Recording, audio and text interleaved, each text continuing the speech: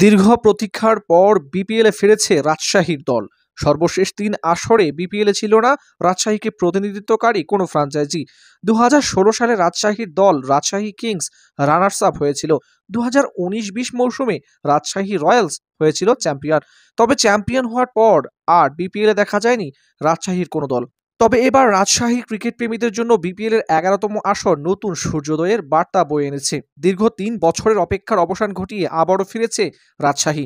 তবে এবার নতুন পরিচয়ে দুর্বার রাজশাহী। অতীতে দুরন্ত রাজশাহী, রাজশাহী কিংস কিংবা রাজশাহী রয়্যালস নামে খেলার ইতিহাস থাকলেও এবারের নামটা যেন আরও আত্মবিশ্বাস আর অপরাজেয়তার ছাপ।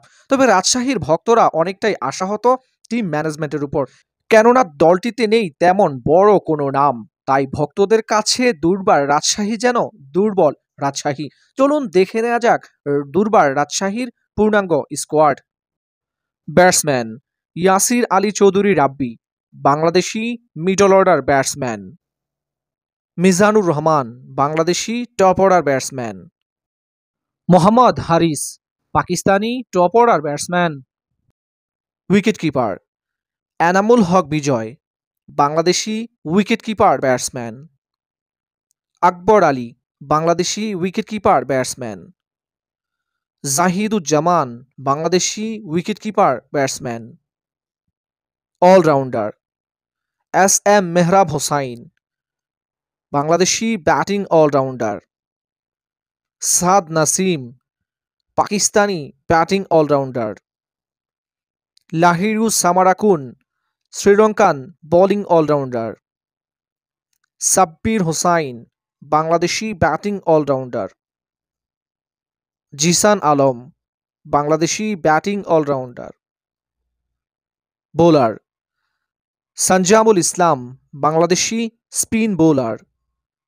Hasan Murad, Bangladeshi spin bowler.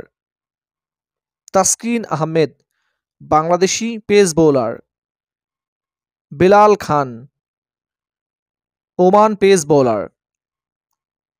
Mohor Sheikh, Bangladeshi pace bowler.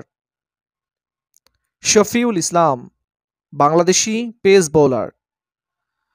Asaduzzaman Payel, Bangladeshi pace bowler.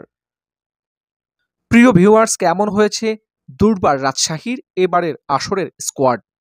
BPL শুরু হতে খুব বেশি সময় নেই বাকি। দুর্বার রাজশাহী কি কোনো চমক দেখাতে পারবে?